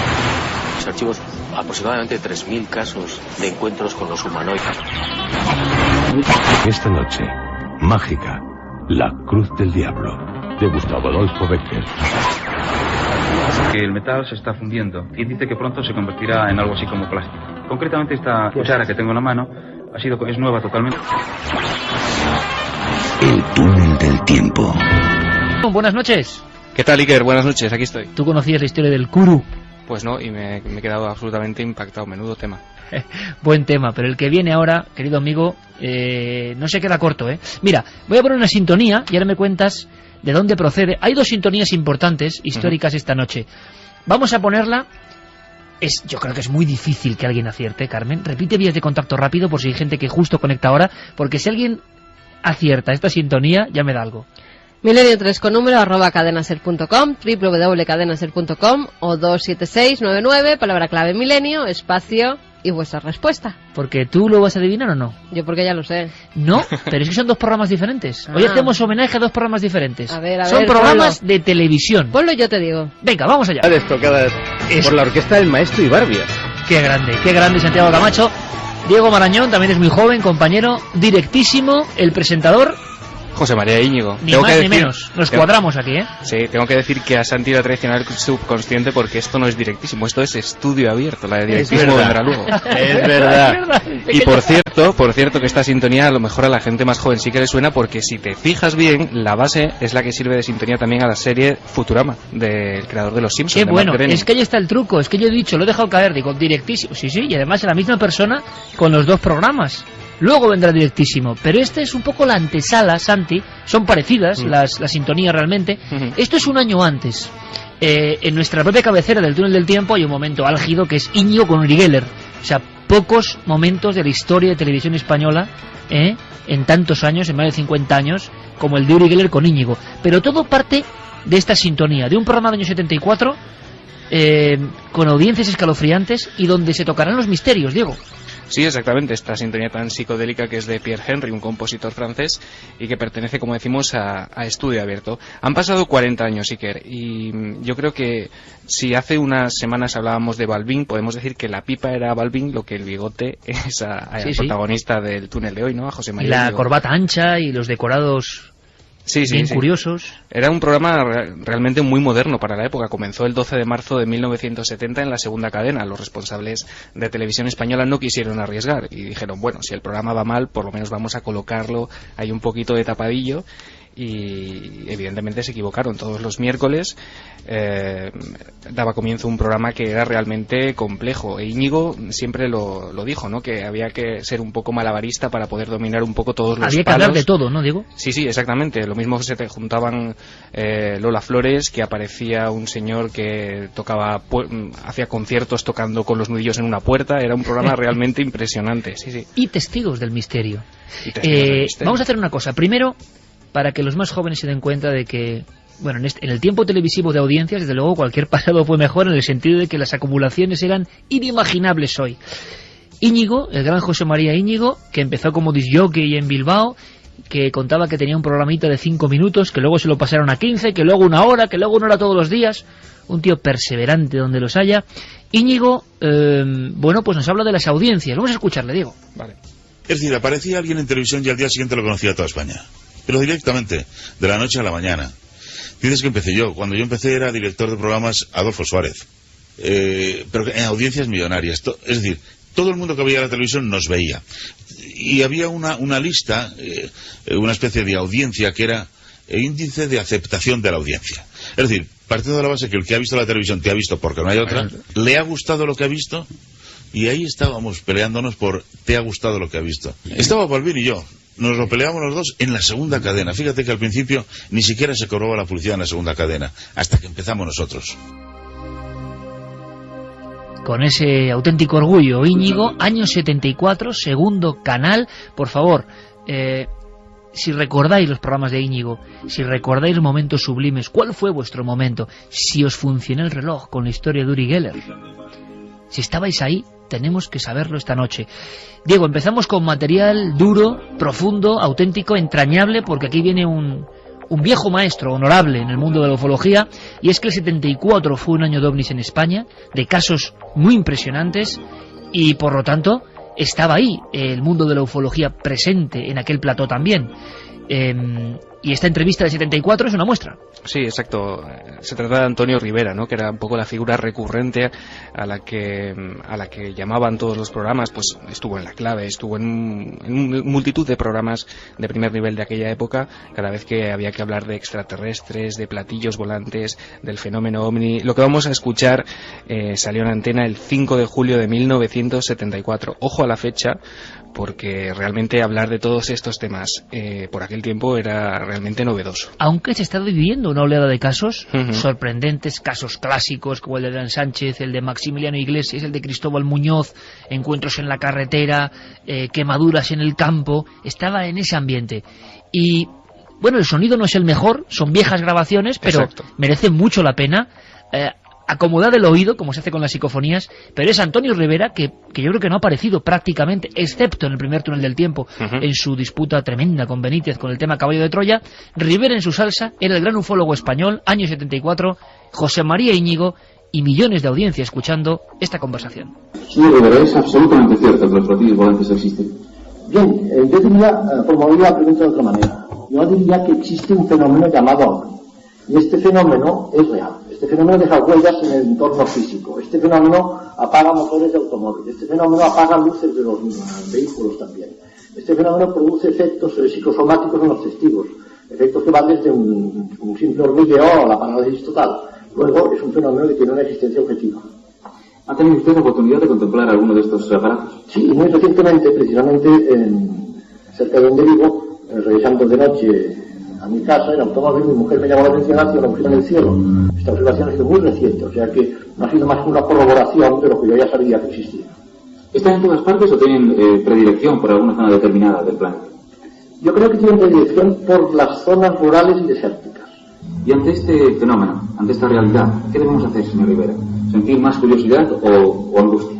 Bien, yo creo lo que debemos es sentir más curiosidad, no impresionarnos, porque hay unos seriales, y perdone porque estoy hablando en televisión, unos seriales televisivos que han hecho mucho daño, esos seriales de tipo Los Invasores, OVNI, etcétera, que los presentan siempre como seres agresivos, seres dispuestos a aniquilar al planeta, y hasta ahora los hechos no confirman esta premisa. Señor Rivera, ¿y cabría la posibilidad de que todo esto no fuera una gran burla?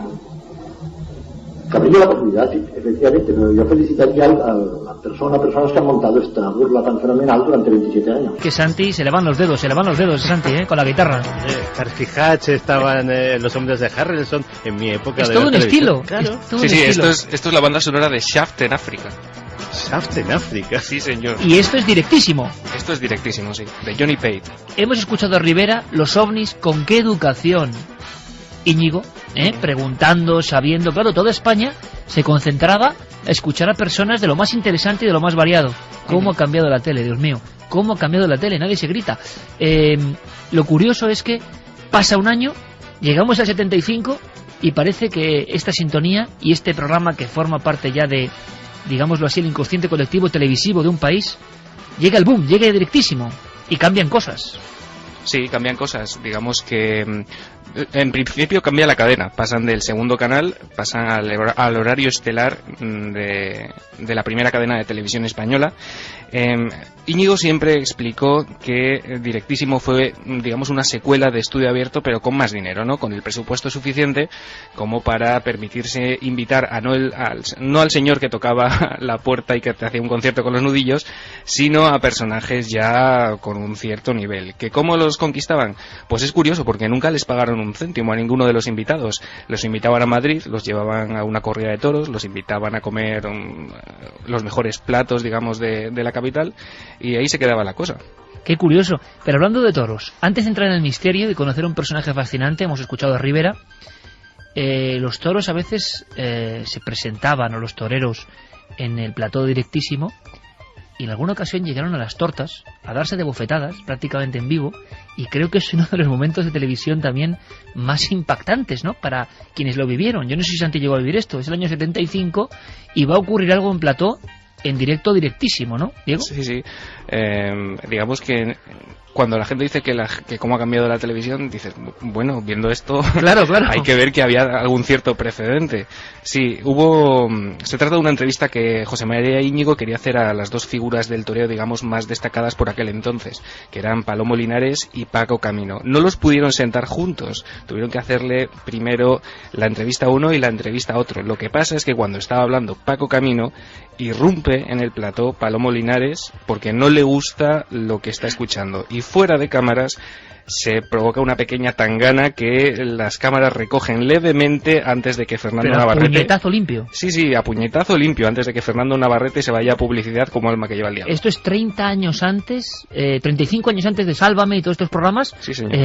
Íñigo, pues bueno, ya demostrando que en la tele en directo puede pasar de todo. Todo por la palabra, de todo. Por la palabra las muchacho. Las tortas empezaron en un programa que había en la Comunidad Valenciana, ¿eh? Sí, donde claro. metiera todo tipo de personajes, donde acababan todas las noches dándose de tortas.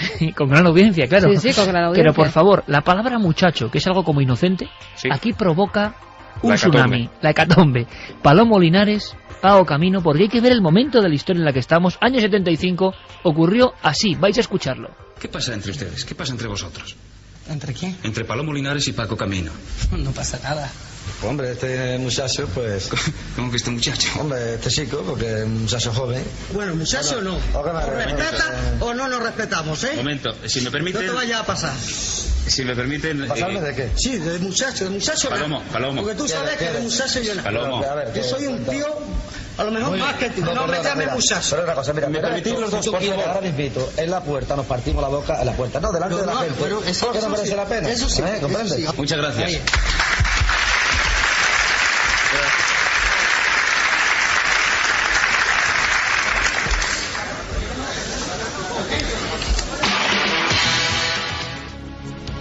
Y tienen que meterle sintonía rápidamente porque en un lateral del estudio empieza ya la auténtica tangana. El realizador hábilmente hace variar el plano. En fin, la televisión. Y la televisión nos trae personajes que sé que a Santiago Camacho le encantan. De esto hablamos en su día en Cuarto Milenio. Personajes extraños como el último alquimista. Diego. El último alquimista, Richard Chanfray. La verdad es que era un conocido playboy francés que decía... Él siempre mantuvo que no era la reencarnación del conde de Saint-Germain, sino que era el propio conde de Saint-Germain. La verdad es que es una historia alucinante. Es una historia que tiene un montón de recovecos que a cada cual te deja más impresionado. Y como tú dices, en 1975, esto es el primer programa de Directísimo, además. ¿Este fue el primer programa? En el primer programa. Plato fuerte. Sí, el 12 de abril de 1975, que es cuando se estrena el programa. Uno de los invitados es este conde de Saint-Germain. Lo que hicieron Íñigo, lo realmente impresionante de aquella emisión fue que este invitado, ni corto ni perezoso, facilitó los medios y puso toda su buena disposición para que el presentador y una serie de expertos que se reunieron en el plató de Directísimo pudieran realizar y ser testigos de lo que fue una transmutación en toda regla de plomo en oro. Si quieres podemos escuchar la presentación que Íñigo hacía del conde. Me gustaría presentárselo a ustedes y le pido que se acerque. Repito que su verdadero nombre es Saint-Germain. Para la mayoría, aunque él insiste... Buenas noches. Saint-Germain puede convertir metales innobles como el plomo en metales como el oro. Oui, mais je ne suis pas la réincarnation de Saint-Germain. Dice que sí, pero insiste de nuevo en que él no es, como se ha dicho, la reencarnación de Saint-Germain. J'ai 36 ans et ce sont des journalistes qui ont dit ça. Tiene 36 años y han sido los periodistas los que han dicho eso. Pero, ¿puede cambiar plomo en oro? Oui, bien sûr. Seguro, dice que sí, naturalmente. Je l'ai prouvé en France. Que lo ha probado en Francia. Devant des scientifiques. Je vais le faire ce soir. Delante de científicos y que lo va a hacer aquí esta tarde. Y dicho y hecho, Diego. Sí, lo que hicieron después fue directamente ponerse a realizar el experimento. Un experimento, por cierto, que Íñigo, acompañado de Jesús Torbado, había hecho previamente en el domicilio particular de este hombre en París. Hay que decir que Richard Chanfray por aquel entonces estaba casado con la cantante Dalida y en París, en aquel momento, unas semanas antes de la emisión de este programa, hicieron una especie de ensayo de lo que podría salir al aire. José María Íñigo compró una barrita de plomo que firmó con un punzón y en un recipiente de hierro en casa de este alquimista calentaron el plomo perdió su color gris, adquirió una tonalidad más amarilla y un primo, creo recordar, de la mujer de Íñigo, que por aquel entonces trabajaba de joyero en París, verificó que realmente el plomo que Íñigo había firmado con un punzón, con un cincel, se había convertido en oro macizo. Ese experimento, como digo, ese ensayo se llevó a cabo con todas las garantías y con científicos y con luz y taquígrafos, como se suele decir en Milenio 3, en el programa Directísimo. Este es el crisol del auténtico Saint-Germain. Vamos a retirar esto para que se vea mejor, si me permite, señor Chanfray. Je tiens à préciser que la poudre ici contenue peut également faire une transmutation sans le produit. Tiene interés especial en decir que el polvo, los residuos dejados en el crisol, tanto en la tapa como en el crisol, pueden también hacer una transmutación, convertir un producto en oro. ¿Cómo posee usted esta piedra filosofal? ¿O dónde la ha encontrado? J'ai passé ma jeunesse dans le petit château du comte de Saint-Germain. Dice que pasó sus primeros años en el castillo del conde de Saint-Germain. Et 20 ans après, 20 años después, je me suis intéressé à l'alchimie. Se interesó por la alquimia. Et je me suis rendu compte que Saint-Germain avait laissé en dépôt sa formule et ses mémoires. Dándose de bruces prácticamente con sus depósitos de memorias y con sus productos. Pour aller beaucoup plus vite, je dirais que... Para ir más rápido, dirá que... Par la circonstance d'un homme connu dans les milieux alchimiques il y a déjà très longtemps, bien avant la guerre. Dice que por medio de un hombre que era bien conocido antes de la guerra en los medios de la alquimia. Je peux citer son nom d'ailleurs, Fulcanelli. Fulcanelli. J'ai pu, grâce à lui, retrouver l'endroit où était déposé ce produit. Gracias a él he podido encontrar el lugar donde estaba escondido este producto y el crisol. Vamos a ver, esto merece un comentario, un análisis. Está extasiado Santi escuchando cómo este hombre habla de Fulcanelli con una gran naturalidad, familiaridad. Fulcanelli, que es uno de los misterios, ¿no?, de la antigüedad más o menos reciente, de la alquimia y de otras muchas cosas. Santi, antes de saber qué pasó con el experimento en vivo, qué ocurrió, ¿qué se ha sabido de este individuo? Chanfray tiene una vida fascinante, porque empezó siendo un golfillo, ladronzuelo, un pillastre juvenil, luego efectivamente pasó a ser playboy, y la etapa de alquimista es la más curiosa. Pasó de playboy alquimista. De playboy alquimista, y realmente algo había, porque Dalila, la famosa cantante que hizo su esposa durante una época, contaba que era un tipo que estaba permanentemente paranoico, como si algo o alguien le persiguiese, que dormía con una carabina permanentemente al alcance de la mano. Y hay un episodio medio chusco, medio dramático, que es que al menor ruido se levantaba a averiguar qué podía ser aquello, cogía su carabina y un buen día se encontró a un hombre en calzoncillos en la cocina de su casa, y ni corto ni perezoso le descerrajó un tiro que afortunadamente no fue mortal. Resulta que era el amante de la criada. ¿Pero qué hacía? Ah, el amante, quería decir. Era el amante de la criada, que había salido el hombre pues a hacerse un bocadillo o lo que fuera. Este lo había sorprendido, pensó que era el terrorífico desconocido que le atormentaba, y la cosa se saldó con una indemnización de medio millón de francos, que bueno, la perdigonada no le vino mal al señor amante. Lo del episodio chusco está bien. Chanfray metido en estos vericuetos. Bueno, no me cuentas más, porque hubo también algo de tragedia, ¿no? Sí, acabó muy mal. Acabó muy mal. Ahora lo contamos, porque hay que ver, Diego, qué pasa ante quizá 15, 20 millones de españoles. ¿Qué está pasando con ese experimento que yo no sé si podemos casi visualizar? ¿Qué estaba ocurriendo, Diego? Bueno, lo que estaban haciendo era calentar una especie de crisol, en donde estaban metiendo barritas de plomo. Mientras lo que acabamos de escuchar lo estaban comentando mientras el experimento se estaba realizando, ¿no? Ese crisol se calentaba y poco a poco, como digo, el plomo iba calentándose, pasando de un color gris a un color amarillo, hasta que le daban la vuelta, caía sobre la mesa, y los científicos que estaban allí enfadados, me ha traicionado el subconsciente a mí ahora, los que estaban allí reunidos se enfadaron después de la emisión, porque supongo que pensaban que había algún tipo de engaño, ya que se veían incapaces de explicar cómo el plomo que ellos habían visto introducir en ese recipiente realmente, y no lo pudieron explicar de ninguna manera, se había convertido en oro. Bueno, esto, que es fuerte, sonaba así en directo en Televisión Española, 1975, un extraño personaje con episodios chuscos, como decía Santiago Camacho, es capaz de engañar a unos cuantos científicos y que ese plomo numerado se convierta en oro. Necesitamos un frasco para poder echar el líquido que queda.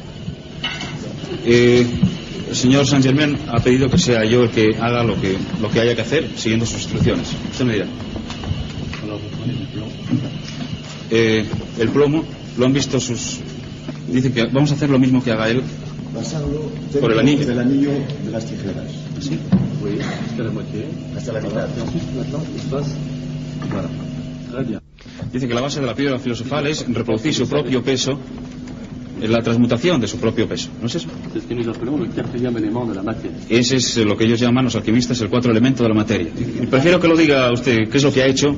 Doctor, ¿qué es lo que ha hecho? Teniendo en cuenta que aquí en un estudio de televisión no existe un laboratorio moderno, pues hay que recurrir un poco a las técnicas clásicas por vía húmeda. Entonces hay una reacción muy clásica que se basa en que el oro, en forma de oro catión con valencia 3 positiva, es muy oxidante. Y cuando se trata de un reductor como el cloruro estanoso, lo precipita y además se absorbe en la superficie de un gel de estaño. Y efectivamente, la reacción da. Esto es un ensayo muy característico para el oro y para el platino. Esta es la tercera vez, doctor, que usted me dice que eso es oro. ¿Va a probarlo más veces? Pues yo pienso que ya no es necesario. Era oro, Diego. Era oro, sí, señor. Santi dice, yo creo que lo hizo de verdad. Sí, yo creo que lo hizo de verdad. Y la biografía de Chanfray es coincidente con un fenómeno que se ha dado en toda la historia de la alquimia. Verás, la iniciación alquímica, que es una cosa que suena como muy grandilocuente, es una cosa realmente simple. Básicamente, cuando un adepto intenta iniciar a un discípulo en alquimia... Creo que sé por dónde vas, pero... Simplemente le hace esa demostración que hizo Chanfray, porque la única iniciación alquímica es demostrar que es posible. A partir de ahí, que cada uno lo intente como quiera. Yo ya he demostrado esto. ¿Pero no puede hacerlo el alquimista en su propio beneficio? No debe. Normalmente, además, dice la tradición alquímica que los adeptos son personajes esquivos, son personajes, lógicamente, que han alcanzado un poder importante, tanto en lo espiritual como en lo material. ¿Y cómo hacen este apostolado? Cogen a un personaje, normalmente a un pícaro. Curiosamente, la historia de la alquímica está trufada de varios episodios semejantes en siglos pretéritos. Cogen a un pícaro de cualquier ciudad y le dicen, mira, te voy a dar esto, te voy a dar las instrucciones para que conviertas mediante esta sustancia el plomo en oro. El del producto de eso te lo puedes quedar, pero la única condición que te doy es que lo hagas en público. Para demostrar que se puede. Cuenta el cuento que quieras, hazte pasar por lo que te dé la gana, pero hazlo en público y sácale el beneficio que quieras. Eso sí, cuando se te acabe esto, no va a haber más, ni yo voy a volver a aparecer. Y curiosamente, Chanfray llevó una vida de opulencia absoluta. No solamente por el dinero que ganase, pues por los bolos televisivos que fuera haciendo, sino efectivamente pues vivía en una gran mansión. Después del divorcio con Dalila, a la que hizo bastante la vida imposible con estas extravagancias, se casó con un miembro de la alta nobleza francesa, la baronesa de Trintignant, y siguió llevando este elevadísimo tren de vida hasta que un buen día se cortó el grifo. Algo ya no podía hacer eso. Intentó suerte con la música, con la pintura, con la escultura. Nada, no hubo manera. Ningún campo de los que intentaba tocar para generar recursos económicos se le daba bien. Y finalmente llegó ese final dramático y se suicidó en compañía de su pareja, con una nota de suicidio. Ambos se metieron en un coche, se envenenaron con barbitúricos y aún así, para asegurarse, rompieron el tubo de la calefacción para que entrase el gas del escape en el habitáculo, que había sido completamente sellado. Y la única nota de suicidio que dejó fue: me voy y me la llevo porque es tan parecida a mí.